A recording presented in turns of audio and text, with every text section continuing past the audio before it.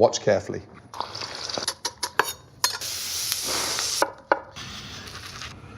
Oh. Look at that. Oh boy.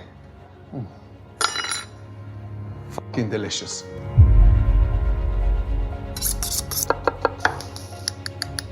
Oh my Lord. I decided to teach a second masterclass. Oh boy. This time round, I'm going to take you into an area where you felt your home cooking could never go. The secret behind any great souffle is in the buttering of the mold. You brush vertical strokes up. This crispy chicken salad for me is the get out of jail card, especially when you've got a big dinner party, because that is good enough for 4 or 5 of you. Grab a leaf, lift it up. Now, I'm fed up when you see chefs boiling asparagus. Beautiful. You get a free facial at the same time.